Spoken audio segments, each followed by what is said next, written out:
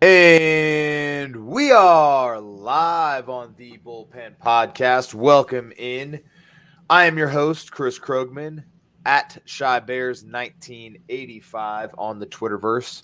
You can find my co-host, Mr. Adam Kunos, at Kunos19. You can follow the show at the Bullpen Pod on Twitter. Find us on Facebook. Find us on YouTube. We are on all of your major podcast networks. We love talking baseball, love hearing your feedback. You guys have tweeted at us sometimes, and love hearing that kind of response. Excited to talk baseball. We're getting into spring training pretty deep. There's games every single day, so that's a lot of fun. We're about 2.5, 3 weeks away from 2 weeks away from opening day, 2 weeks tomorrow. So that's going to be the shit. I have a fantasy baseball draft the weekend before that. So getting studied up about all the risers and sleepers and all that shit. So Mr. Kunos wearing his Diamondbacks hat tonight, being God knows what you're doing. But we are happy to have you here, friend. How is your night going? The night is going well. The week did not start off good. For those of you who don't know, I play in a company softball league, and this past Monday at said softball game, I probably rolled my ankle coming across home plate where my right foot hit the plate, slid one direction, my body slid the other direction, and I went face first into the dirt behind home plate in a little bit of pain. That's not fun. That's not fun, but there is a picture that was taken. I will definitely put this on our Twitter page of me being carried off the field by my wife and one of our best friends. I was carried off the field by two of our female players who, I'm just going to say, have carried me in more ways than other during softball season. So we will put that picture up just for a good laugh. That is hilarious, man. I haven't played in a softball league in years. I asked the guys that I was playing with if they were going to do a league this year, trying to get back in. That would be a lot of fun. I miss playing and running the bases, and playing first is my position of choice. Where do you play, Adam? I play shortstop. If we're short or we don't have enough players to field the entire team, I will play short/second base/short infield. So the old shift master guru all over the diamond. All over the diamond, and we don't play for competitions. We play for fun. At the end of the year, we go out drinking to celebrate a fun league, a fun season. So it's a fun stretch reliever. I've missed doing this over the last 2 years. I'm happy that we're playing. My wife's happy that we're playing again because we look forward to softball with all of our friends. We've had the same team together for a little over 5 years now, which has just been crazy. That's awesome. That's really good. Well, we are happy you're here. We are sponsored by Fanatics. Head on over to fanatics.com for all of your opening day gear. Get your jerseys, your hats, your sweatshirts. I'm rocking a Mets hoodie. We are excited for this season as Mets fans. I know White Sox fans, maybe even Diamondbacks fans are excited for this season. I highly fucking doubt it, but that's okay. We'll get there. They still have an awesome stadium. Chase Field is the shit. So, and Phoenix is a great place because I grew up there, and that's why I like it. But we are going to talk a little bit of free agency. We're going to get into our predictions for the divisions this year, maybe predictions for playoffs and conference and World Series winners. So, kicking off free agency, Adam, it looks like I see a pretty few big names that got signed in the last week. Why don't you give us a rundown of who went where? Yeah, so last week when we spoke, we had couple of big names that were still on the board for free agency: Trevor Story, Carlos Correa, Freddie Freeman, just to name a few. I believe that night after our last episode, there were rumors that Freddie Freeman was in talks with the Dodgers and talks were going well. And then you wake up the next morning to see that he has signed a 6-year deal, $162 million with the Los Angeles Dodgers. So Freddie Freeman is going out to Hollywood to an already stacked lineup. I think that makes the Dodgers lineup even more powerful on paper, at least when you get to the regular season. That's a different story. And you kind of knew that he was going to go somewhere else when the Braves brought in a new first baseman from Oakland. You kind of figured that his time in Atlanta was done after that. So Freddie Freeman to the Dodgers, and then we had Carlos Correa going to the Twins of all teams. I did not see the Minnesota Twins coming in to ink up Carlos Correa for a 3-year deal, $105.3 million. I was just watching MLB Network earlier today, and they say that with Correa in Minnesota, he has an option to option out of his deal after the second year. And they're also saying, depending on how the season goes, how Minnesota plays this year, that he could be a 1 year and then done in Minnesota, depending on how their season goes. I know last year they had a pretty bad season to where they did not play up to expectations. So it depends on how that team is going to be. He could just be a 1 year Twin, but for right now, he has a 3-year deal. Trevor Story is finally out of Colorado. I kind of figured when Chris Bryant was brought on, he'll probably be your primary third baseman.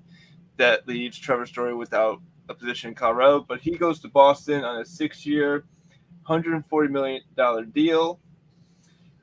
We have the World Series MVP, Jorge Soler, who signs with Miami, so he stays in the NL East, but goes down to sunny Miami on a 3-year deal, $36 million. And then the last kind of big free agent that was out there was Nick Castellanos, signs with Philadelphia, 5 years, $100 million deal. So if you want to say the five of the four biggest free agents that were still left on the market have officially been signed. They are in camp. They are playing with their new teams. They have officially signed their contracts. So yeah, so those were the biggest free agents that were left on the market, Chris. Are you shocked by any of the signings? So, I mean, I don't know. I mean, shocked as to where they went. Not really. I think the Trevor Story book is just a weird story, if you will. I was trying to avoid the hell out of that, but there's just no way around it, and I'm too. It was tired. inevitable. It was inevitable. Yeah. Signing with Boston, I think, is interesting. I think it's good. That makes Boston even better. I think they're gonna. I mean, all these guys signed. Well, outside of Correa and Soler with like competitors. I mean, Miami's got some good young talent. Don't get me wrong. Minnesota has done some interesting things, and giving Buxton a big extension was interesting. Moving Barrios last year, I don't think they had much of a choice, but they still would have had him, I think, under contract this year. The Jays went ahead and extended him. So, but Castellanos in Philadelphia does not. I mean, that's a great signing for them. They already have a pretty stacked roster. Adding him to, with oh my God. You're talking about Kyle Schwarber? Yeah, with Schwarber and Bryce Harper. Bryce Harper, yeah, is just killer. And if their pitching staff can stay healthy, they're going to be a force in the National League. Freddie Freeman signing with the Dodgers. I mean, it's pretty much just fool's gold. It's just they just have so much hitting there. It's absolutely ridiculous. You can look at it as fool's gold because, I mean, again, on paper, that lineup does seem to have a pretty good year on paper, at least. But we've seen stacked lineups not produce. I mean, look at the Yankees. They throw money out every year, and they get a wild card exit, division round exit. So it all depends on how well this team will gel on the field. On paper, it may look good, but on the field, who knows? Right. But with, Trey Turner, Mookie Betts, Will Smith, Freddie Freeman, Max Muncy, Corey Bellinger, Justin Turner, Miguel Vargas, that Gavin Lux, the list just goes on and on. Chris Taylor would probably be a starter in a lot of places. I mean, it's kind of gross. Not that I don't appreciate, what the Dodgers are trying to do, and of course I can't complain as a Mets fan, and we're more or less doing the same shit. So I get it, but like we'll see. The Dodgers have a tendency to choke. We've seen it happen 2-3 years in a row. So we'll see what happens there. Yeah, Correa in Minnesota will be interesting. Soler in Miami. I feel like Soler should have got a better deal. But he is like 36 or something like that. I mean, he's pretty tenured. Yeah, I mean, he is, I would say, up there in age. I mean, he had a good year last year in Atlanta. I mean, obviously, World Series MVP. So, I mean, I think he got a fair contract. I mean, with Miami, I mean, they're known for throwing out money at sometimes, but the way they're kind of restructuring that team and with everything that's happened in the offseason, I think they're kind of being a little more conservative with their money spending. For sure. For sure. So, Adam, I will let you tell the story of the New Era hat incident that we had from spring training this week. It is sunny in Florida and in Arizona. So. All right, so a little bit of a backstory. Everyone knows that each year New Era comes out with their spring training edition hats. They're usually a fun design, secondary logo, little patch on the side. And I mean, they sell. I mean, if you're a hat collector and you like to buy new hats, it's good to collect these. So this year they came out with a mesh style hat where it was pretty much a kind of like a trucker style hat in the back, designed to keep the players ventilated and keep the players cool in the Arizona and Florida heat.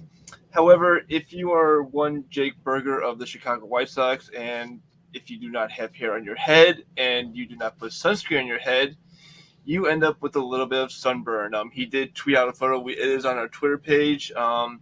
That he wants a word with whoever designed the caps at New Era, because he has legitimately a pizza style sunburn on his head, which I think is hilarious. Definitely funny. You gotta learn to add sunscreen even under a mesh hat. It's not gonna protect your skin.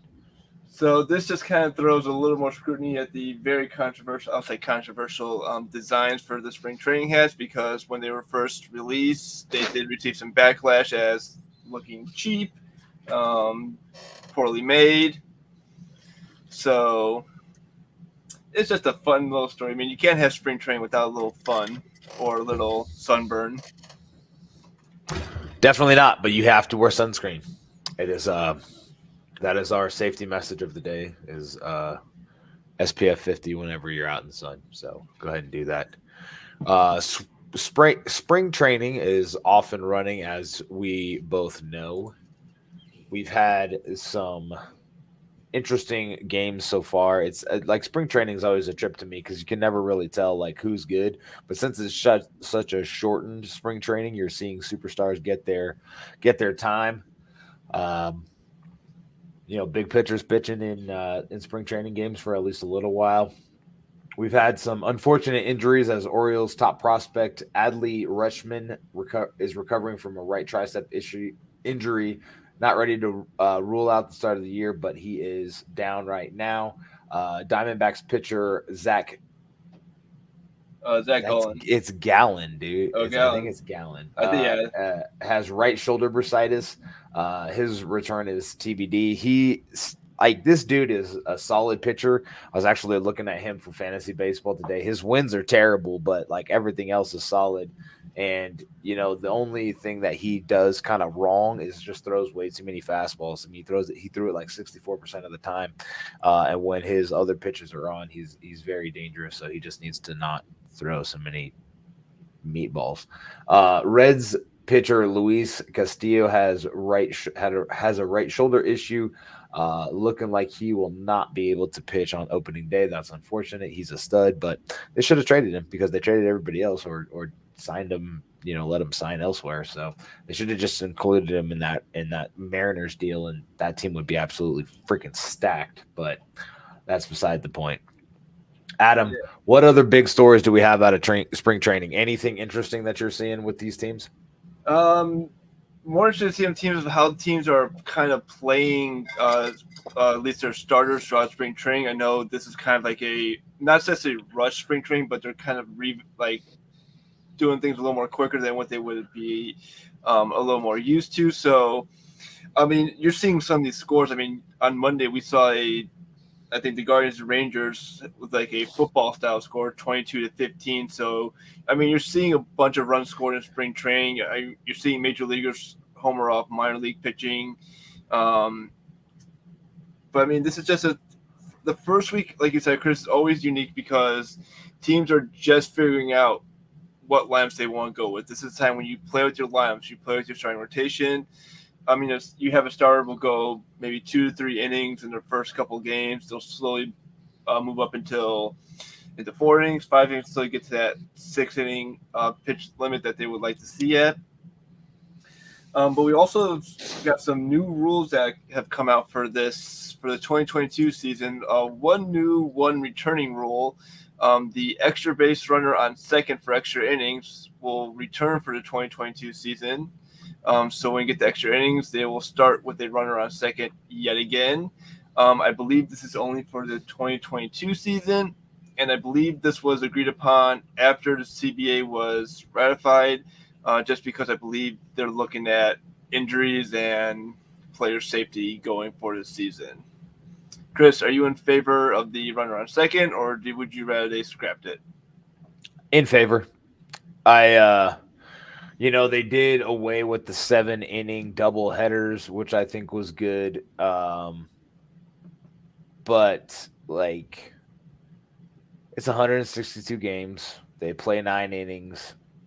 There's no reason, other sports have advanced overtime rules, that make the game go by quicker. It's not like football plays a 10-minute quarter as opposed to 15. Basketball plays a 5-minute quarter as opposed to 12. Hockey is 4-on-4 or 3-on-3? 3-on-3 after 3-on-3 for 20 minutes, and then they go into a shootout. That's not for 20 minutes. It's for 5 minutes. No, it's 20 minutes. Sorry, 20 minutes in the playoffs because there's no shootout in the playoffs. But yeah, you're right. Gotcha. 5 minutes in the regular season, then they go to a shootout. Right. So yeah, I'm fine with it. It does give. I mean, if you don't score off of that runner on second, you're pretty much hosed. I mean, it's like Major League Baseball teams seem to know how to get guys home from second as long as you don't play in the Big Apple, but that's beside the point. What about you, Adam? Do you like this rule? Do you dislike this rule? What's your take on it? I am 50-50 on it. I mean, I still think it's a softball rule. However, I do like seeing it when teams are getting extra innings and teams are doing a little more strategy thinking, because it does put a little more pressure on the home team when you get to that top of the 10th inning. You have that go-ahead run 180 feet away, so you have to kind of pitch a little more cautious to the first couple batters. So, I mean, you look at it's like, do you walk the first batter, set up a possible double play? Would you just attack the first 2 batters, or do you pitch cautiously? So I like the thinking. I like the strategy behind it. It's a little more nerve-wracking when you watch extra innings now. Yeah, I think it's exciting. Hockey when they're 3-on-3, there's it feels so fast, and it feels like they're just at any time somebody's gonna bang one, and when it's baseball and you have those. And what's interesting is how pitchers or how managers are going to use their pitchers towards the end of games, whether you're tied, going into the 9th. Do you bring in your closer to hold it? Do you, leave your eighth inning setup guy out there for another inning, depending on, what his abilities are. If he's a 1-inning guy, then you might be stretching him. He won't be available for the next day. You're going to have to start thinking about that, of course. I mean, you were always thinking about that anyway, but bullpen management, closer management is always interesting. Uh, it's been around for a little while. I know a lot of people don't like this rule, but I don't want to see 14, 15 inning baseball games for 162 games. I'm sorry. I just like I love baseball, but at some point it's getting to the playoffs and that's the real treat, and we don't need to see guys get hurt in extra innings. We don't need to see guys, basically playing for free for, 5 innings. So I'm fine with it. I don't have a big. It's not one of my big bones to pick. I'd rather fire Angel Hernandez 700 times a day than worry about a ghost runner, because both teams get it. It's not like it's a one team thing, and only one team gets this ghost runner. And with baseball, both teams get to bat. So you're gonna have to strategize around it. Have pitchers that go around it. I'm saying all this, and now the Mets are going to have like a 1-7 record in these extra inning games. Watch. Yeah. And then the second bit of rule news that came out is the Shohei Ohtani rule, that if a starting pitcher is in the lineup and they're pitching and the DH, they can remain in the DH slot even if they are removed as the pitcher from the game. So this is more for Shohei when he is starting and DHing. He can remain in the lineup as DH even after he gets pulled as the starting pitcher. Because the Angels ran into that issue last year. The first time he did was against the White Sox opening weekend, to where he got pulled and then they had to do a double switch where they had to fill in that DH spot. So it's an interesting rule. I think it's literally a one-player rule. It is. I was just about to say it's a one-player rule. I think they're doing it more to showcase Shohei during the season, because while he can pitch, he does have some great power behind that swing. He can drive the ball 450 feet to right field. And do you think it's a smart move for this rule? Your face says no. I think it's irrelevant. It's literally the only player it's for. I mean, I want to see Shohei play more, so I don't have any issues with this. It's like interesting that they want to do this and give him an extra, say, 2 at-bats a game, because you're risking more injury when he's doing both pitching and hitting the whole time. But I don't know. I guess when he comes off the mound, he's going to have to be able to stay warm, but also not get too cold. And I'm sure he's conditioned to do all this stuff and it'll be fine. But I completely indifferent, Adam. This is a rule that I just, again, don't have a big bone to pick either way.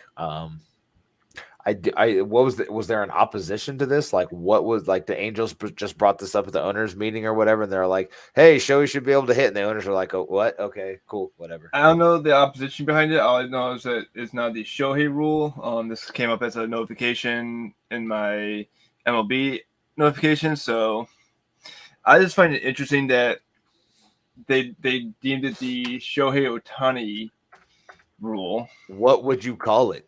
I have no idea. I just think that someone was like, you know what, we're going to call it the Shohei Ohtani rule. Everyone's going to deal with it. And that's pretty much what we're doing. We are going to have to deal with it.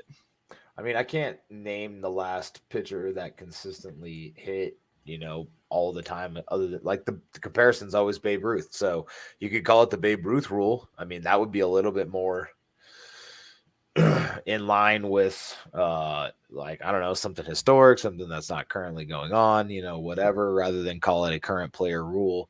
It's almost like calling the sticky situation rule the Bauer rule. That's a negative way to spin a rule. It is. So we're not gambling on the sport you play. We could call it the Pete Rose / Calvin Ridley rule. I like that. The Pete Ridley rule. There you go. or the Calvin Rose rule. Either way, those are great names.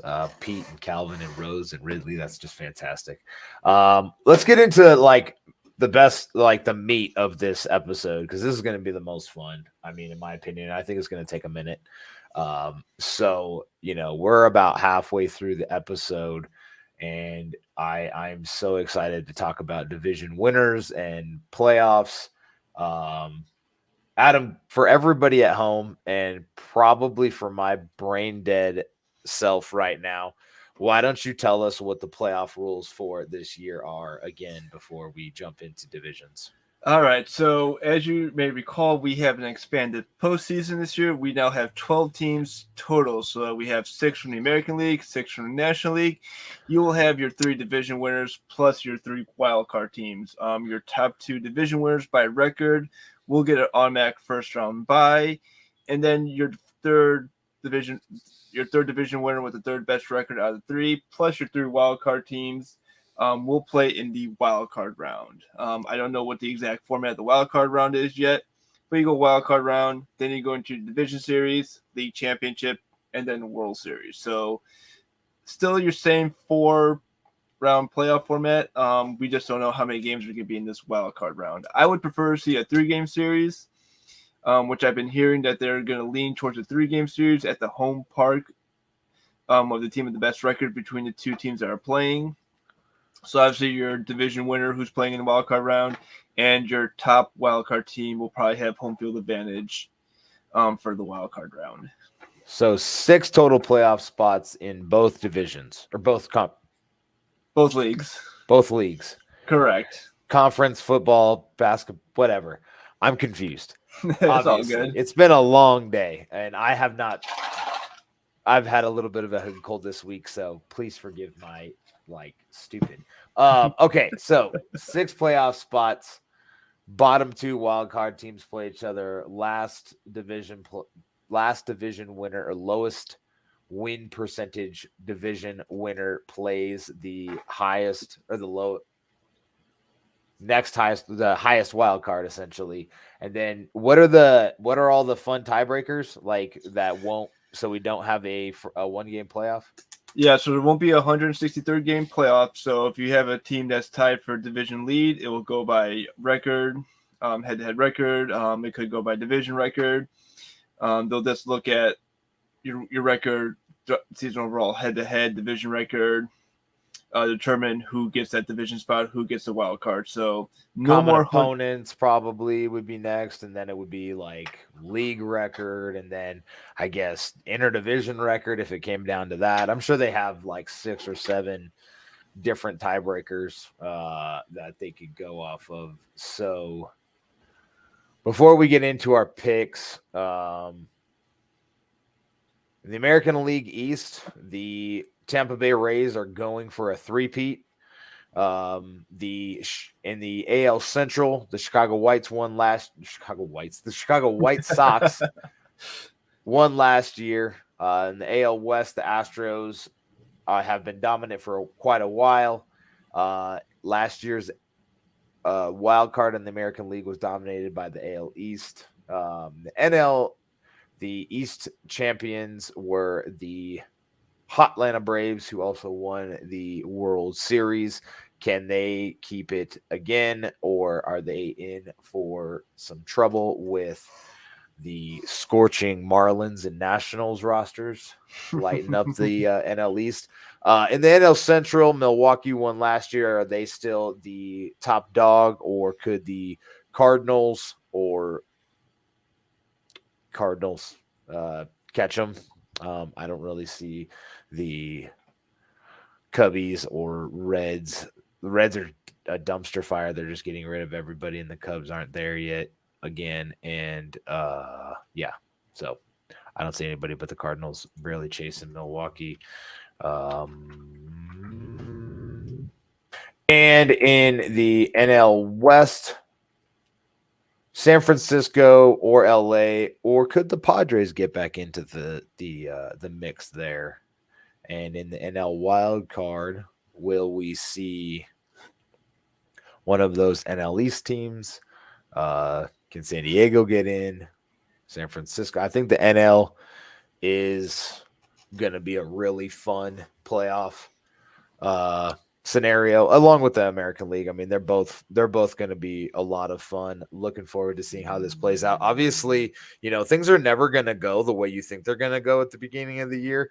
But one of the most interesting things that I've read, and when the hell did we? I don't know if we talked about this. Did we talk about this? The last 30 World Series winners have been top 11 in payroll. So if you are placing a wager on a futures bet for the World Series, don't even bother with anybody below 11. So, and you can get some good odds still on the top 11, and we'll go through those in a minute while Adam rambles about his division picks and everybody ignores it because no, he's the smart one on the show. Let's be honest. All right, Adam. American League East. Break it down for us. What do you got? What do you think? Who's the surprise team? And all of that fun shit. All right, so American League East is going to be interesting this year because you have 4 really strong teams in that division. Sorry, Baltimore, you are still in that division, but you are just kind of a punching bag right now for the teams. But no, not in all seriousness, you will be a good team in a couple of years. However, Toronto, Boston, New York, Tampa, 4 really strong teams, all fighting it out last year. We know Tampa took the division last year. Toronto, Boston, and New York were fighting for the 2 wildcard spots.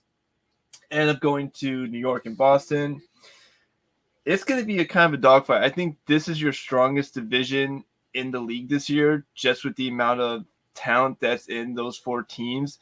Obviously, Tampa, they know how to build a team from pretty much nothing. They know how to keep a winning team with a very low payroll. Obviously, New York, they throw money out there. They brought over Josh Donaldson. They made some interesting moves over the offseason. They have some offseason moves that are pending, so that what to do with Aaron Judge coming up in the offseason. We know Boston brought in Trevor Story, and the Blue Jays are just kind of making some splashes as well from a couple of trades with Oakland. So my pick for this year, I am going with the team in Toronto to win that division. I'm going Blue Jays for the East.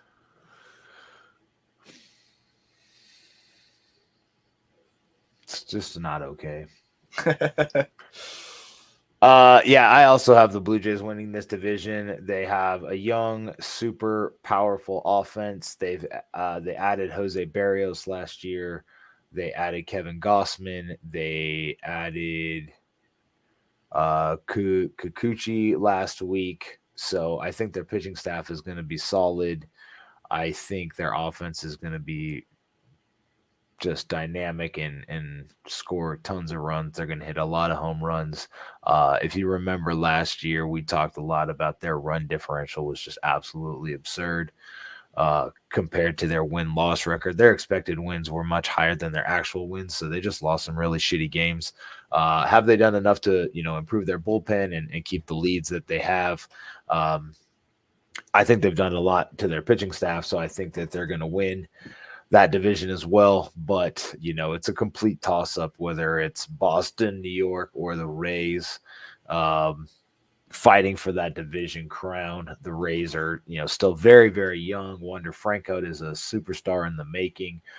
They're going to get their pitching staff healthy again this year, so they could obviously make a run. Yankees are the Yankees. They still have money to burn, and they could make some, trade deadline deals like they did last year. They brought back Anthony Rizzo, so they're going to be good, and so are the Red Sox. I mean, they have a solid team there. Also, in the AL Central, we have the Chicago White Sox leading the way. You know what? I'm going to do something different. You go ahead and talk about the division, and I'm going to get the odds on favorite for these divisions. You talk about the Central, Adam, and tell us how the White Sox are just going to easily win. Sounds good. Yeah, so White Sox won the division last year, first title since 2008.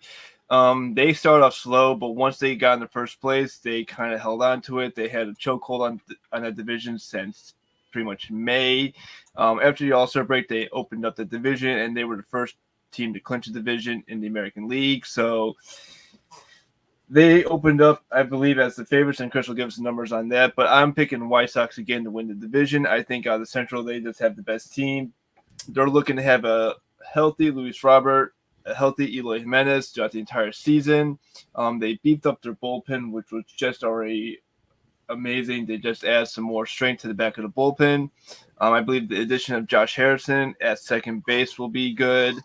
They got some great prospects in the minors. Cespedes being one of the prospects who could see sometimes in the majors this year. You got Adam Engel, who can fill in at right field. Jake Berger, who can fill in right field. Andrew Vaughn definitely played some outfield last year, so we could see him filling some time in left field for Jimenez on day off. So, again, I'm going with the White Sox.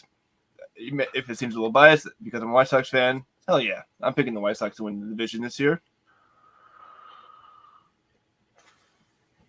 I wonder, Adam, how good the White Sox would be in another division because they have like the biggest gap in odds across the board. So just to touch on the American League East before we move on, the Toronto Blue Jays are the favorite to win that division, but it's only at plus 185 compared to like the Yankees, which are plus 195. The Rays are plus 300. The Red Sox are plus 550, and the Orioles are plus 15,000. So if you don't understand betting odds, essentially what plus 185 means is 18.5 to 1. So if you bet $1, you win $18.50. So with the Orioles, you bet $1 for them to win the division. You win $150. So they are very far long shots to win that division. Moving on to the AL Central odds, the White Sox come in at a minus 195, so 19.5 to 1. You got to pay. You got to lose money. That's my bad. So yeah, you have to. Fuck, I can't remember how to do that. Anyway, Twins are plus 500, so that is such a massive gap. That is like a 700-point gap between the two. And then you have the Tigers at plus 750, the Guardians at plus 950, and the Royals at plus 1500. So the Royals still aren't as bad as the Orioles, which are just god awful. But I think that also has to do with the talent in the American League East. I also have the White Sox winning this division, but the Twins made some noise and made some moves that could get them there potentially. The Tigers also signed Javi Baez, but I couldn't tell you what else they did or who else they have on their squad that could be, a difference maker or get them over the hump and beating the White Sox. So that division's pretty top heavy, if you will, with the Twins probably being the only ones that could really take a bite out of the White Sox chances. As far as the American League West, the Houston Astros are the favorite at minus 175, followed by the Los Angeles Angels at plus 400, the Mariners at plus 450, the Rangers at plus 1,800, and the A's at plus 3,000. I actually have the Seattle Mariners pulling off the upset and winning this division. I think they're a young, hungry team. We've talked about them last year. They were Adams' kind of darling towards the end of the year. They've done a lot to add talent to this squad. They made a big trade with the Reds. They've had some good signings. I can't remember. Who did they sign? I'm drawing a lot of blanks here tonight, folks, but I'm sure Adam could tell us who the Seattle Mariners signed in free agency. And if not, then I'll do it while he tells us who his division favorite winner is, because he's going to pick another favorite. So again, if it looks like I'm playing the odds favorites with the numbers, you can kind of say that it's true. I'm sticking with Houston to win the AL West. I still think they have the better team overall, even though with the loss of Carlos Correa to Minnesota. I still think they have a decent lineup that can compete in that division. But I think they won't. It will be a tight race. I don't think they'll run away with that division. I think they will be battling what Chris's pick was Seattle. I think Seattle will be the biggest challenger for them in that division. And that's what I kind of want. I was thinking about. I wanted to pick Los Angeles as the winner just because Mike Trout has to get to another playoff series. He's only been in one playoff series in his time in LA, which is just unbelievable. I wanted to pick the Angels, but I just don't see the Angels being able to keep up with Houston or Seattle. Not even Texas. I think they can be behind Texas this year. Yeah, Texas also made some moves. Robbie Ray is the pitcher that I was thinking about that the Mariners added. So they Cy did Young winner. Cy Young winner. Duh. They did lose Kikuchi to the Blue Jays and James Paxton to Boston and Tyler Anderson to the Dodgers, but they still have a pretty solid team, and I think that the Mariners can make a run. I also just didn't want to pick teams that are just the favorite. I think the Astros are going to be good, but they always run into something. They did lose Carlos Correa. That's a big deal. They have an older pitching staff. They do have some young arms in Valdez and the other kid, but I think that Seattle is ready to make a push similar to Toronto last year, and they might not get it done, but I think Seattle's definitely going to be in the conversation for a wild card at the very least. For the wild card spots, I have the Astros making the first spot. Followed by the Rays and the Red Sox, which puts the Yankees on the outside looking in, and I'm more than happy to do that. I'm kind of with you on there. I actually have the Rays as the top wildcard winner. I have the Mariners as the second wildcard winner, and then I have the Red Sox finishing as the third wildcard winner. So I have the Yankees on the outside looking in. But I would not be surprised if you see a 3 AL East wildcard lineup this year. Just with how stacked those teams are, it would not be surprising if if you had 4 teams from the AL East make the playoffs. So then you would have the Astros as the West winner and replace the Mariners with the Yankees. I would actually push the Red Sox above the Yankees, and the Yankees I can see them sneaking in at that third spot, getting that third spot, the last possible moment. But the one question mark that I have is their health of their outfield. Can Judge stay healthy? Can Stan stay healthy? They've had issues with health over the last couple of years. They have not been able to stay healthy for an entire season. I don't think since Stan got to New York, he's been able to stay healthy in the same season as Judge. There's always been one point in the season where one's on the DL, one's in rehab, an injury. So it's just the health for New York. That's my biggest question mark. So I think one thing that is good for New York is it seems that the COVID ban or COVID hindrance or whatever that has been, keeping Kyrie Irving from playing in Brooklyn will be lifted soon. So New York players can play at home. And previously, which I did not know, it was going to keep guys like Aaron Judge, who I think is not vaccinated, from playing in an outdoor game. Like, look, I see both sides of this, the whole, the whole thing, but like, you're outside, you're a top-notch athlete. I think that that shouldn't be a thing, but whatever. It is what it is. It's probably going to get lifted anyway, so we won't have to even talk about that. But I think the Yankees could definitely sneak in as far as the league winners, for the American League. Who do you think is the overall favorite to win the American League Adam? Overall favorite on paper, I mean, On DraftKings odds is uh, literally what I'm going off of. Who knows yeah, on paper? They're on probably paper, going similar. that probably goes favorite. I'll be a little biased. I think the White Sox on paper probably have a good chance of taking the pennant this year in the American League. I mean, if Robert stays healthy, if Jimenez stays healthy, I think they could end up winning that pennant. I mean, they got a good manager in La Russa behind the team. He works well with that young crew. I could see the White Sox sneaking in and getting the AL pennant this year. So the Houston Astros are the odds-on favorite to win the American League, tied with the Blue Jays. Actually, I was thinking those are your Toronto. top two, and then the Yankees, White Sox, Rays, Red Sox, Angels, and Mariners are your top 8. And then it Interesting that the Angels are up there. falls Interesting that the completely Angels. apart. Yeah, Interesting that Trout. the I think Angels- Trout being back makes a big deal. Yeah,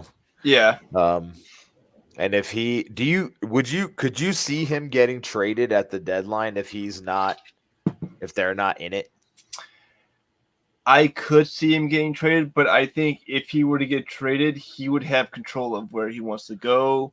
I think he would want to 100%. go, and it would legitimately be on his terms because he would say like, okay, I've had a great run in LA. This is not going the way we thought it would go. I've only had one playoff appearance in my time here. I want to go to a contender. Does he stay in the West? Does he go out East? Does he go to the Central? Or does he switch leagues completely? Does he head to a National League contender? So, I mean, if I'm the Angels, I would at least ask Trout to not pick an American League team, and definitely not an American League West team. That would just be a kick in the shins, or we would just not be negotiating. Like, sorry, Mike, you're just going to play out your career here in LA and suck. yeah, I don't see him. I don't see him saying I want to go to Houston. I don't really see him fitting in with that team. Right. If I had to pick a team off the bat, trying to think, maybe he goes to the Giants. He'll probably end up on the Dodgers, dude. Watch. Oh God, go across the 405. Yeah, just go across the highway, and the Dodgers have a pretty good farm system because they just spend a bunch of money on free agencies. But a lot of these guys are homegrown talents, so I could see the Dodgers offering them, and then like I don't know, whatever. I think that'd be funny. I don't think Mike Trout gets traded, probably ever. He'll probably be an Angel for life, but still. Moving on to the National League East.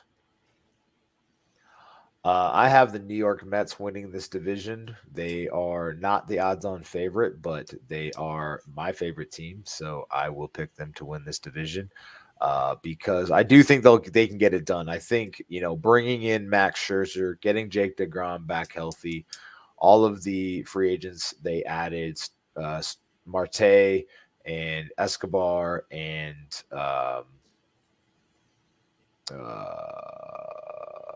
Canna, and then adding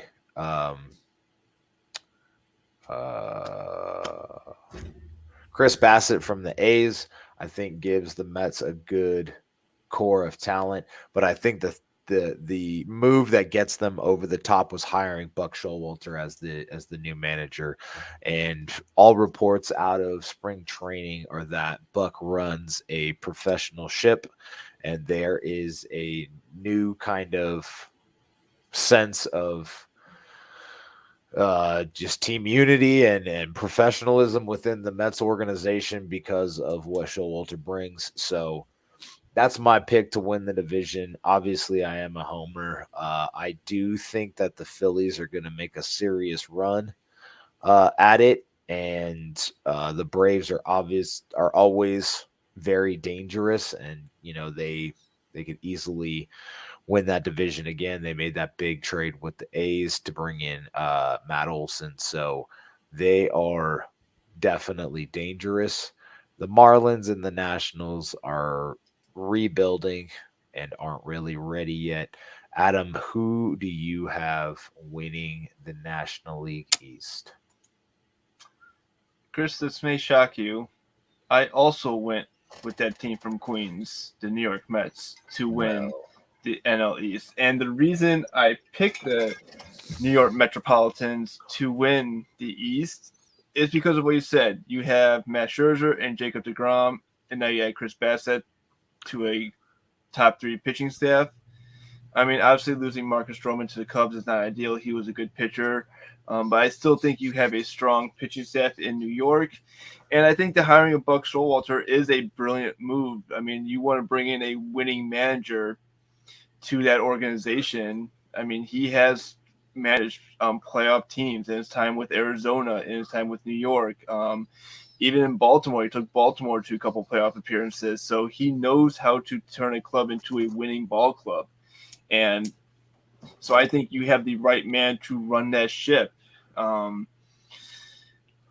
I think Escobar was my little move that I was hoping he would stay in Arizona, but I know when they traded him to Milwaukee because they're in a rebuild mode. I actually loved him in Arizona because he's a great infielder. He has a good power hit behind him.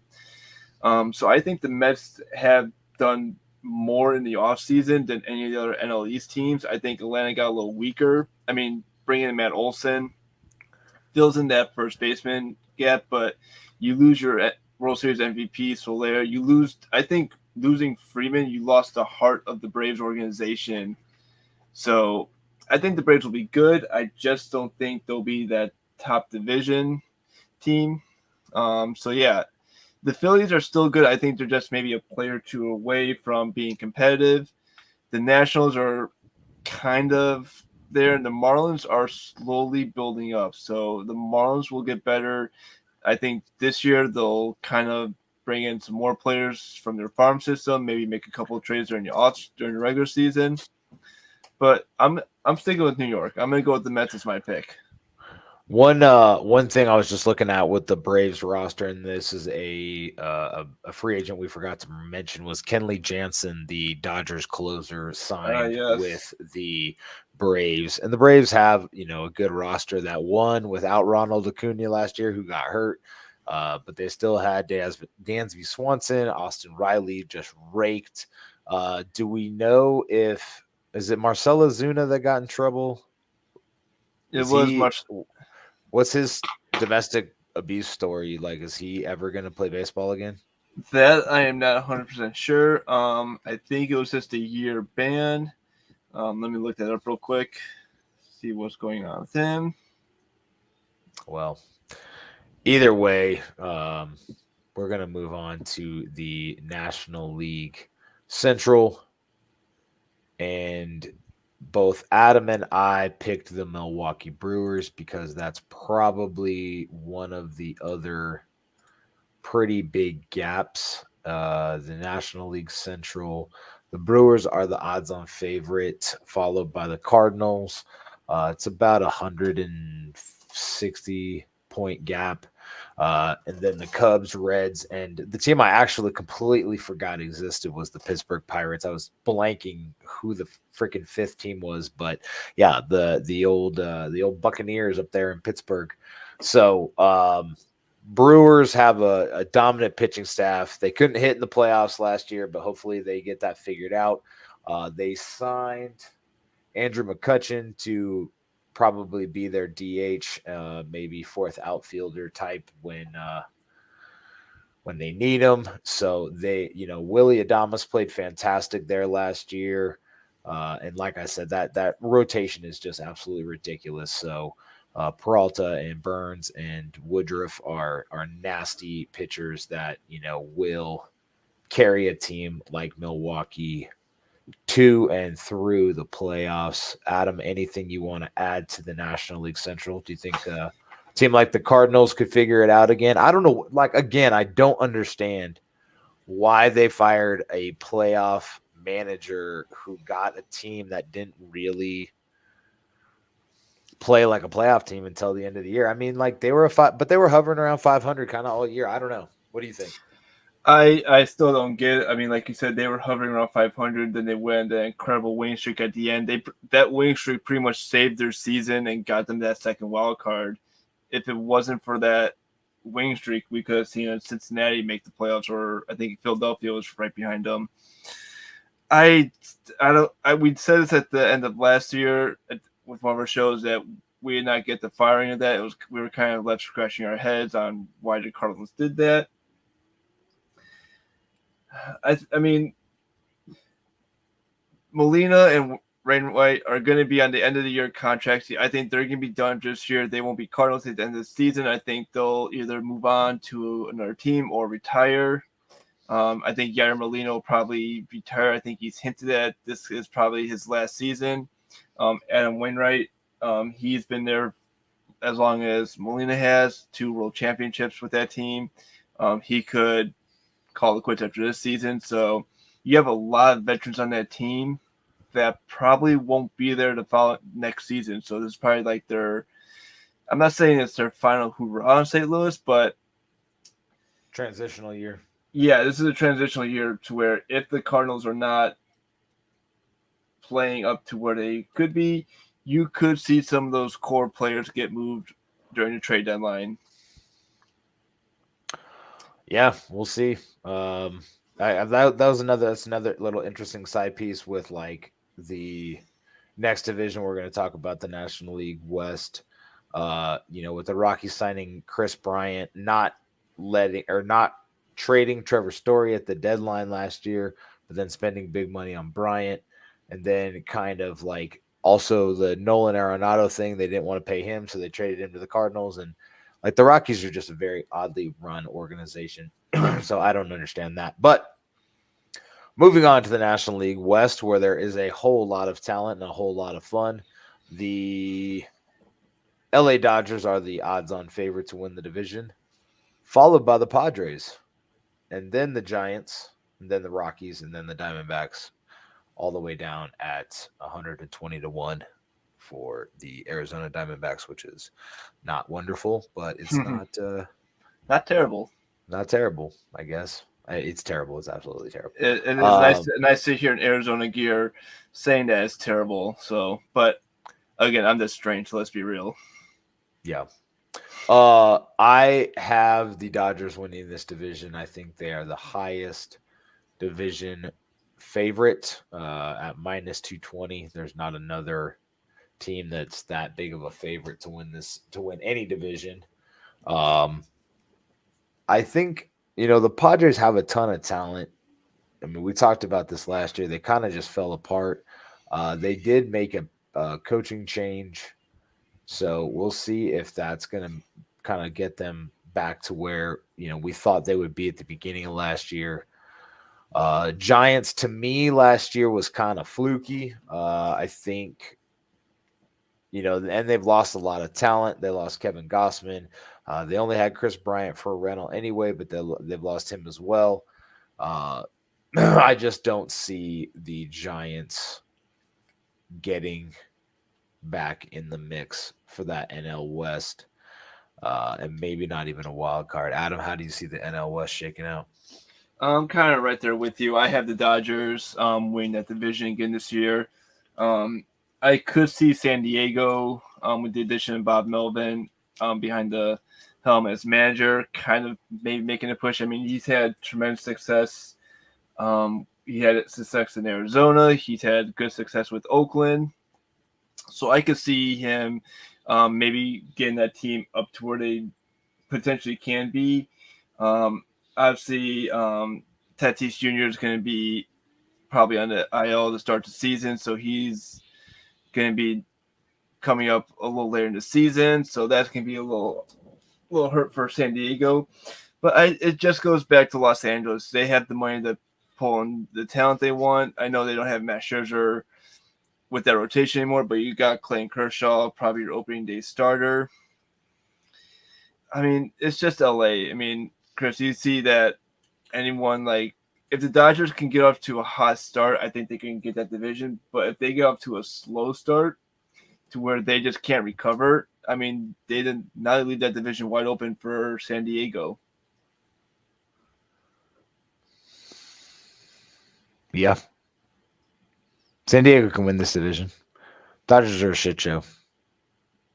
They signed Trevor Bauer, and ever since then they've been cursed. So they can add all the amount of money in the world they want, but they're just demonic. They stole the Mets colors. No, I'm just kidding. They didn't. They took the Brooklyn Dodgers colors and moved them over. The Mets actually took their colors along with the New York Giants colors before San Francisco moved, but that's neither here nor there. So the National League wild card, I think, is going to be pretty interesting. So odds-on favorite for the National League are the Dodgers, Braves, Mets, Brewers, Padres, Phillies, Giants, Cardinals are your top 8, and then it kind of falls off. So obviously 2 of those teams are out, and I think that pretty much lays it out how I would have it also, with the Mets, Braves, and Phillies all making the playoffs, along with the Padres in that last wild card spot. Dodgers win the West and Brewers win the Central. What do you think about the NL wild card? Is that what I actually said? I think that's what I said. Yeah, that's what you said. I have the Phillies and Braves as your wild card. I also have the Padres in there as well. So I don't see the Cardinals making a wild card run again. I don't think they have the team for it this year, unfortunately. I just think they were not able to keep up with what San Diego did, what a lot of these other teams in the NL did in the offseason. So I think the Phillies, with the addition of Castellanos, Kyle Schwarber, you add that bat with Bryce Harper. I think they have a good offense now that could definitely score a lot of runs. Braves, I'm still going to give the defending champs a chance to repeat their title. I think they still have a good team, not a strong team like they had last year. So I think they have a good team to at least get a wild card. And I think San Diego is a wild card team. Only reason I say that is because Tatis Jr. is not going to be with them at the start of the season. He may join them a little later. I just think that had he been with that team at the start of the season, I would have put them as a division favorite. But I think they're going to have to be playing catch up with Los Angeles. Is he having wrist surgery, or what's the? I believe he is having wrist surgery. Because I know he had issues with that last season. Because I know that when he got injured, they talked about will he return, how fast will he return. I just think San Diego's an interesting team just because with the amount of talent that they have on that roster, you would expect them to win. I remember last year I kind of locked them in as my second wild card team. I think it was going to be San Diego's going to be traveling either to Los Angeles or San Francisco to play a wild card game, and then they just kind of had the wheels fall off right underneath them. So it's really hard to lock San Diego in as a playoff team. That's why I have them as a third wild card team. Just because I don't know exactly what to get for them. Yeah, I don't know what they're going to do either. I think I still think they make it, but I think they might have to do a little bit of coming from behind. But we will see soon enough. It's going to be a great season. I think we're going to have just as much of a good a good second half as we did last year. We saw tables completely turn in a lot of playoff races or playoff cases. Obviously, by All-Star break, we don't have a whole lot of things locked up, but we can start to paint the picture. Who did you have winning the American League? I had the White Sox win the American League. You had the Blue Jays, right? Yeah, I have the Blue Jays winning the American League. Who do you have winning the National League? National League. I'll go Milwaukee win the National League. Whoa. I'm gonna just pull that out of left field. I'm gonna have Milwaukee as kind of a sneak in take the National League. So if you're looking at my World Series pick, we're going with the Central Time Zone World Series I-94 series, Milwaukee, Chicago. Let's book it. I'll book my plane tickets up to Chicago, Milwaukee. Well, that's exciting. I got the Mets and Blue Jays going to the World Series, but I do scarily think that the Phillies could make a run at that National League. So, but I think like we talked about it last year with the Blue Jays being a scary team in the American League. I think the Mariners are that team in the American League this year. The National League, I think the Padres bounce back. Any like a super surprise team that could kind of come out of nowhere. Man, I guess the Marlins could come out of nowhere but that NL East is going to be so tough. So I think the National League Central is probably the one that's super top heavy. So a team that might be able to get sneaky in there would be the Chicago Cubs. They signed Marcus Stroman. They still have a lot of talent from all the trades they made last year. So we'll see. I don't think it's going to happen. I mean, I think the favorites are going to play out. But anything else you want to tell the folks tonight, Adam?